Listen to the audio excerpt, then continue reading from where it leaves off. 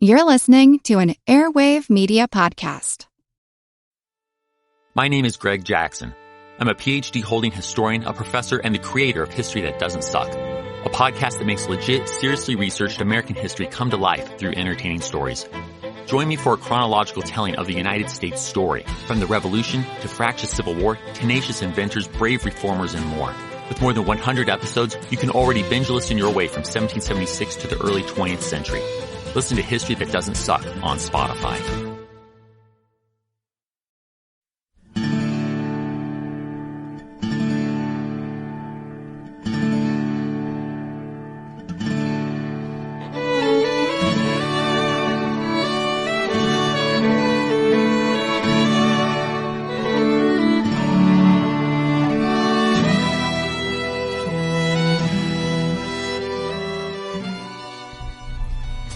Hey everyone, welcome to the 7th episode of our Civil War podcast. I'm Rich, and here with me is my just arrived back home co-host. Her name is Tracy. Hello y'all, welcome to the podcast. So we're a couple of days late with this episode, but I have a good excuse, and that excuse is that it's Tracy's fault. Hey! Well, you were the one that was out of town. And you know, I thought of just recording the show myself over the weekend so it would go out on time, but I figured all of you listeners out there would be willing to wait a couple of days for a new episode if it meant you could avoid having to listen to just me drone on about the war in Mexico. People would have loved to listen to just you. I sincerely doubt that. Okay.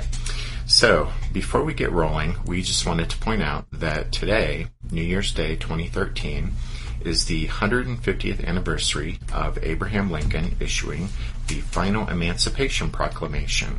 That's right. On January 1st, 1863, Lincoln followed up the preliminary proclamation which he'd released in September 1862. And President Lincoln faced quite a bit of criticism and negative pushback after he did that in September. So a lot of people didn't think he would issue the final proclamation on January 1st. But he did, and by doing so, he showed a great deal of moral courage. I agree. But we'll cover that whole story farther down the road in the podcast, like when we actually get to the Civil War and then to 1863. So we better keep moving.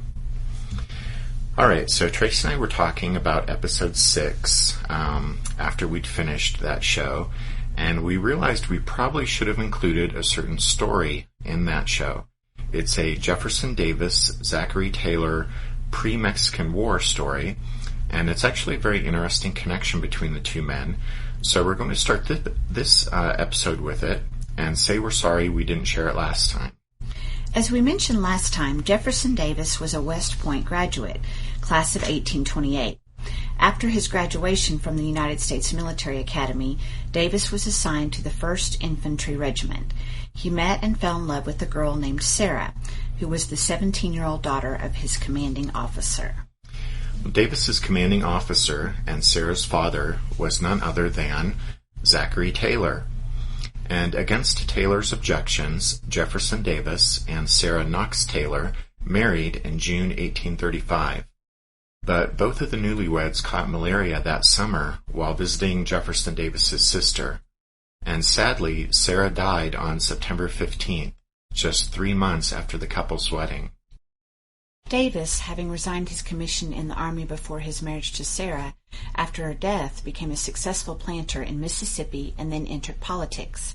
In 1845, he won a seat in the House of Representatives as a Democrat. That same year, Davis married a woman named Verena Howell. When the Mexican War began in 1846, Davis resigned his seat in Congress so he could go to war as the colonel of the 1st Mississippi Rifles. And it was while they were serving together in Mexico that Zachary Taylor is said to have told Jefferson Davis, "My daughter, sir, was a better judge of men than I was." That's such a sad story. It is, and we should have shared it last time, but being a guy, I guess I just got too caught up on all the war stuff and didn't think about the romance stuff. But I'm glad we shared that story this time. Me too. Okay, so previously on the podcast, we discussed the fighting out west in New Mexico and California, such as it was, And then we talked about a different kind of battle that raged in Congress over something called the Wilmot Proviso. We then hooked back up with Zachary Taylor down south on the Rio Grande, and we covered the capture of Monterey and then the American victory at the Battle of Buena Vista in February 1847. Right. And I promised that this episode we'd get to the dramatic march on Mexico City, so that's what we're going to do. Well, as we said last time, after President Polk decided that the war would have to be carried to the enemy's capital, he offered Major General Winfield Scott command of the American force that would eventually land at Veracruz in March 1847. Well, born in 1786 in Virginia, by the time War with Mexico broke out, Scott was already a legend. At 6'5" and always decked out in a splendid uniform, Scott was the very picture of a soldier. He was commissioned a captain of artillery in 1808, and then in the War of 1812, he started out as a lieutenant colonel, and by that war's end, when he was still only 28 years old, he was breveted a major general. Well, Scott stayed in the military after that war, and so in 1846, at the age of 60, he was General-in-Chief of the U.S. Army. At New Orleans, Scott whipped his army of raw volunteers into shape, and for the invasion, his force was strengthened by siphoning off the best troops from Zachary Taylor's force. Then on March 9, 1847, in a daring amphibious assault, boatload after boatload of American soldiers landed on the beach just south of Veracruz. By nightfall, over 10,000 men had been put ashore without a single major mishap. Rather than carry Veracruz by infantry assault, Scott decided to subject the walled city to a siege. It took Scott a while to get the heavy artillery he needed ashore and in action, but once the American guns began firing on the city, the Mexicans couldn't hold out for very long, and Veracruz surrendered to Scott on March 27th. A young artillery lieutenant named Thomas Jonathan Jackson took part in the bombardment of Veracruz. Veracruz was an important city and port on Mexico's Gulf Coast, so its capture was a significant victory for the Americans. But Scott's larger objective was to conquer a peace by advancing on Mexico City, about 190 miles to the west as the crow flies.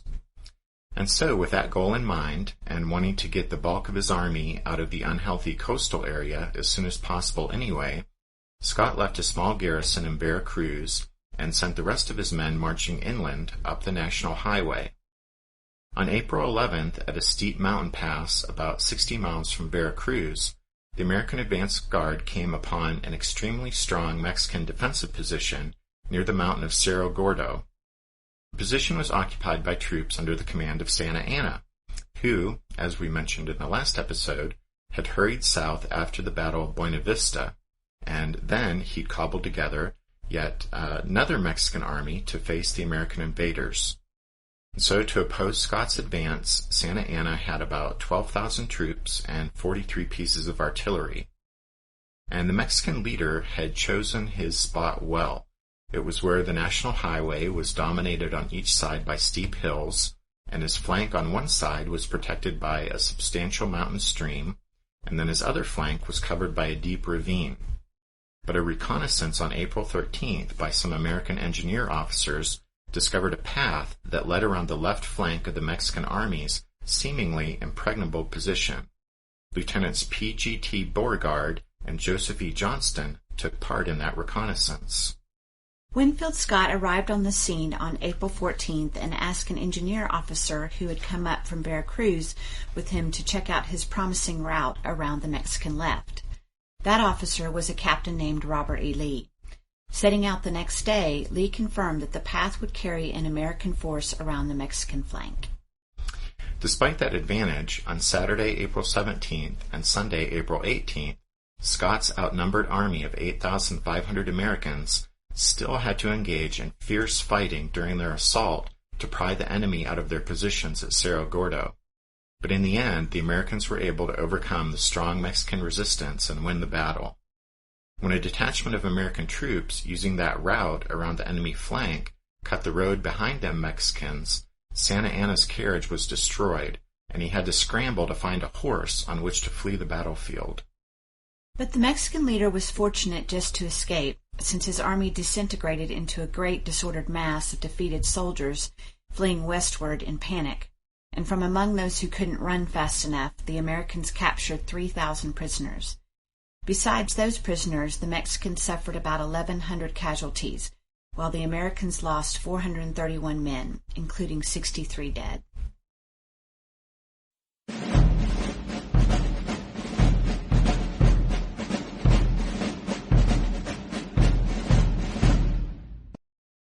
After his victory at Cerro Gordo, Winfield Scott would have liked to press on immediately and take Mexico City, but that door was closed to him by factors beyond his control.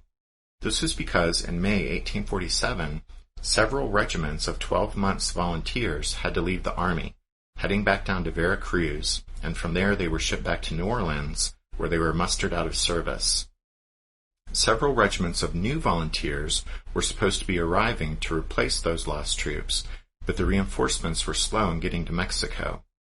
Nevertheless, now with only about 7,000 men, Scott decided to split his army and send General William J. Worth's division ahead to occupy Puebla, which was Mexico's second largest city and only about 70 miles from the enemy capital. Worth arrived at Puebla on May 15th, and since he hadn't encountered any resistance, Scott decided to move the rest of his army up to that city on May 28th. After moving up to Puebla, Winfield Scott had to wait for those reinforcements to arrive, but he started to have trouble maintaining his long, thin line of communications back to Veracruz. Mexican guerrillas along the National Highway were making it too dangerous for the Americans to move supply convoys along the road unless the wagons had sizable escorts. But throughout the summer of 1847, those new volunteer regiments did arrive in Mexico, and after making the increasingly perilous journey up the highway from Veracruz, they joined the army at Puebla. Some of those reinforcements were under the command of Brigadier General Franklin Pierce, a politician from New Hampshire who had volunteered for the war and who later on, in 1853, becomes the 14th President of the United States. Winfield Scott was forced to cool his heels in Puebla for 3 long months. By August, though, the American army there had been built up to some 14,000 men. Meanwhile, Santa Anna had managed to cobble together yet another Mexican army to face the American invaders. To defend Mexico City, Santa Anna had about 36,000 men and 100 cannon. In August, finally ready to move on the enemy capital, General Scott didn't want to lose the large number of men it would take to adequately garrison his long, vulnerable line of communications back to Veracruz, so the American commander made a momentous decision. He would simply abandon his link to the coast, and the American army would strike out for Mexico City with no supply line. When President Polk received news of Scott's move, he disapproved, saying it was, quote, a great military error, end quote.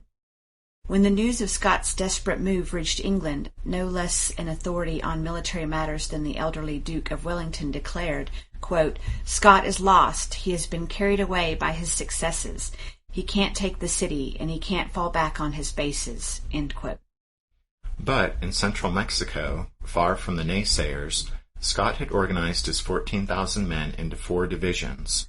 One under Brevet Major General Worth, another under Brigadier General David E. Twiggs, a third under Major General Gideon J. Pillow, and a fourth under Brigadier General John A. Quitman. And then on Saturday, August 7, 1847, Scott's lead division, Twiggs' men, marched out of Puebla. Now make no mistake, Winfield Scott was really rolling the dice. He was cutting himself off from his line of communications, and his tiny force, deep in an enemy country, was marching against a more numerous enemy army. So he was basically breaking every rule in the military strategy book. Well, shoot, he was pretty much just throwing the book away. So all of that's to say that it's really hard to overstate the sheer boldness of Scott's advance on Mexico City.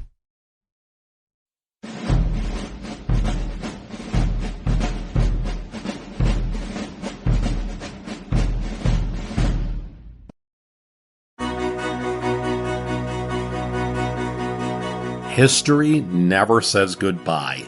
It just says See you later. Edward Galeano was right when he said that. Events keep happening over and over again in some form. And that's the reason I produce the podcast, My History Can Beat Up Your Politics. What is it? We take stories of history and apply them to the events of today to help you, perhaps, understand them better. We are also part of Airwave Media Network. I've been doing the program since 2006. That's a long time, and the show has a long name. My History Can Beat Up Your Politics. Find me wherever you get podcasts.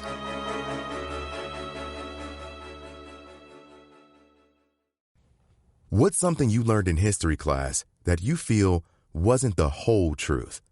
Better yet, what's something you didn't learn at all that was omitted completely? That's what I'd like to call redacted history. I believe that all history, no matter how good or bad, needs to be told. There are wars, massacres, battles, and entire historical events that are just not in our school's history books.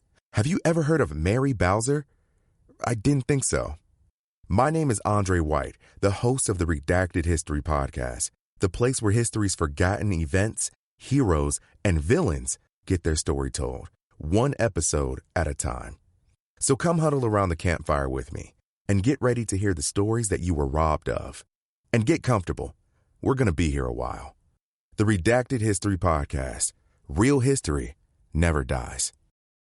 Stream the Redacted History Podcast on Apple Podcasts, Spotify, or wherever else you get your podcasts. Meanwhile, back in Washington, D.C., besides the sectional tension over the Wilmot Proviso, there was a plain old political battle along party lines that flared up since there were many Whigs who distrusted President Polk's motivations in taking the United States into a war with Mexico. That's because they could see right through his dark little expansionist heart. Rich. Okay. Do we need to tell folks that the Whigs, WHIGS, were one of the major political parties back in the olden days? Sure. We can tell people that the Whigs, WHIGS, were one of the major American political parties back in the olden days. Anyway, Polk and his allies did their best to paint those who spoke out against the conflict with Mexico as unpatriotic. Nevertheless, there were some in the opposition party in Congress who openly questioned how the U.S. came to be at war with its weaker neighbor to the south. One of those vocal critics was a tall, gangly freshman Whig congressman from Illinois named Abraham Lincoln. Lincoln rose from his seat in the House of Representatives on at least 2 occasions and stubbornly argued that the war with Mexico was unprovoked and unnecessary. In seeking answers from the Polk administration as to the cause of the war, Lincoln said, quote, "Let the President answer the interrogatories I proposed. Let him answer fully, fairly, candidly. Let him answer with facts, and not with arguments. Let him remember he sits where Washington sat, and so remembering, let him answer as Washington would answer. So let him attempt no evasion, no equivocation." End quote. Well, President Polk didn't pay much attention to the earnest squawking of a small fry, first-term congressman from out west, and, unfortunately for Lincoln, his criticism of the president and of the war with Mexico was unpopular with his constituents back home in Illinois. Very unpopular with his constituents back home in Illinois, so much so that Lincoln pledged not to seek re-election. And so, when his one term in office expired, Abraham Lincoln headed back to Springfield to resume practicing law.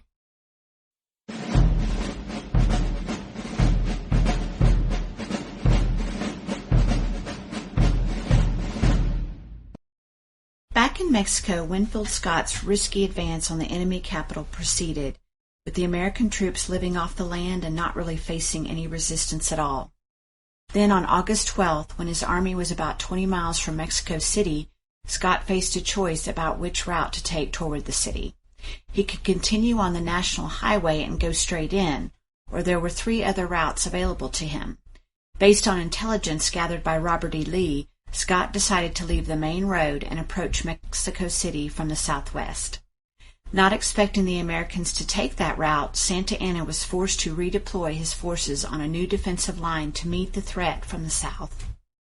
By August 18th, after a 25-mile march to the south along muddy roads, the Americans were at San Agustin and oriented along their new axis of advance, and only 9 miles from Mexico City.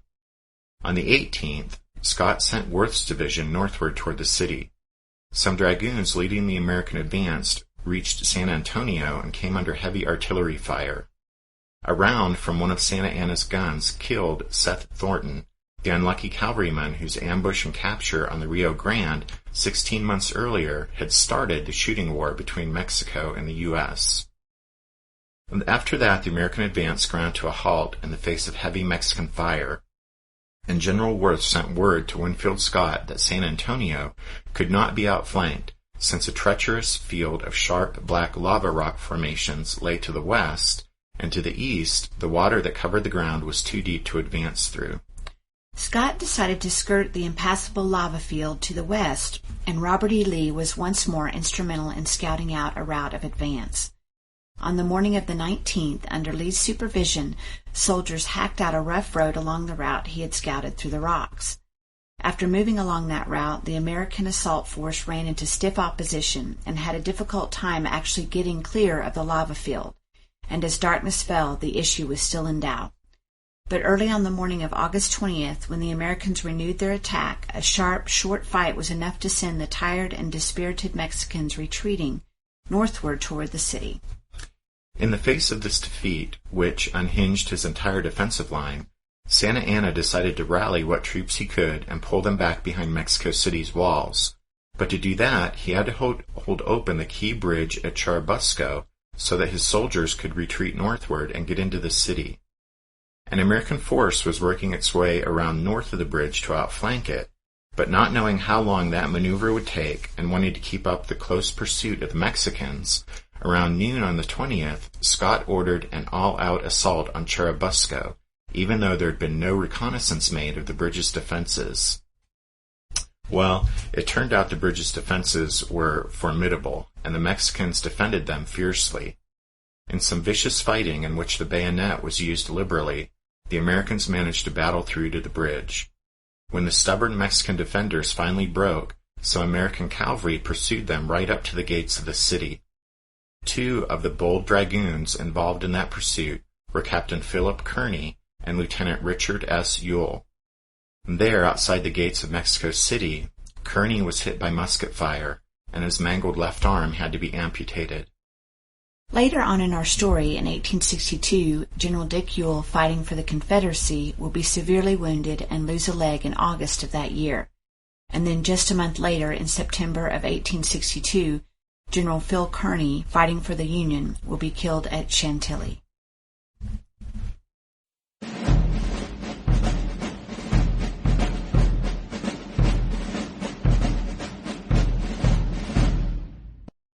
Although he had brought his army right up to the gates of the enemy capital, Winfield Scott hoped to prevent any further casualties, such as might happen if he actually had to make a costly assault on the city. So, after Churubusco, he agreed to a truce, which would allow President Polk's envoy, a fellow named Nicholas Trist, to meet with the Mexicans and hash out the terms of a peace treaty. It was Santa Anna who had proposed the truce, but he probably only did so in the belief that it would buy him some time to reorganize his troops and set up an effective defense of the city. Sure enough, when peace negotiations between Trist and the Mexican commissioners failed to make any progress, hostilities resumed on September 7th. The next day, the 8th, an American assault force under General Worth moved out to storm the Molino del Rey and the Casa de la Mata, which were 2 of the main enemy fortifications that defended the southwest approaches to Mexico City. The Americans succeeded in capturing the Mexican positions, but at a frightful cost. Worth's force suffered 116 dead and 671 wounded.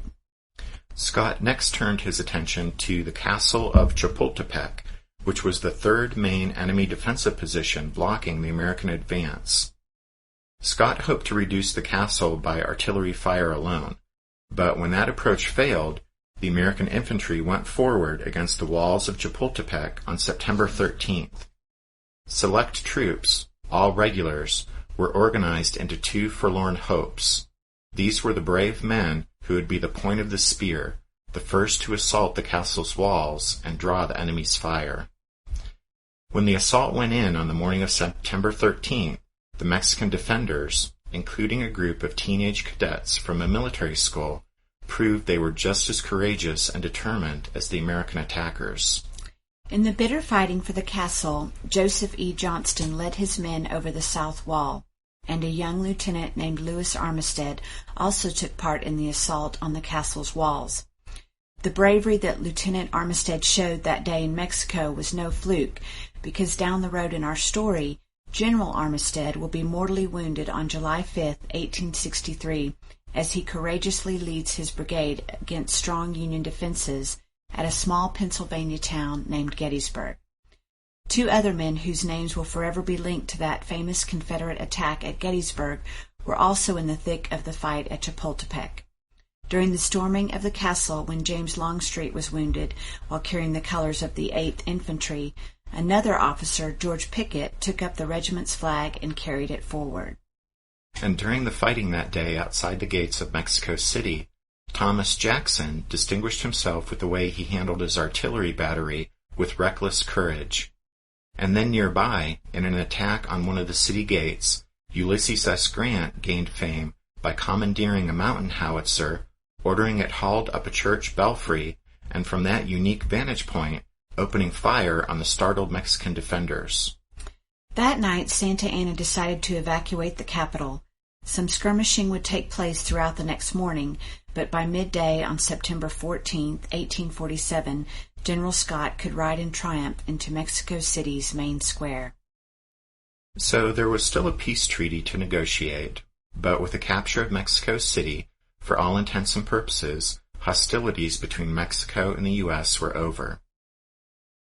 We hope you don't mind that we've taken several shows to cover the war with Mexico, but besides being a crucial episode in the escalating tension over the expansion of slavery, the war is also noteworthy because of the number of young American officers who fought in it and who would then go on to some measure of fame in the Civil War. For that select group of young men, mostly graduates of the United States Military Academy at West Point, the war in Mexico was really their proving ground, their rite of passage, if you will, as warriors.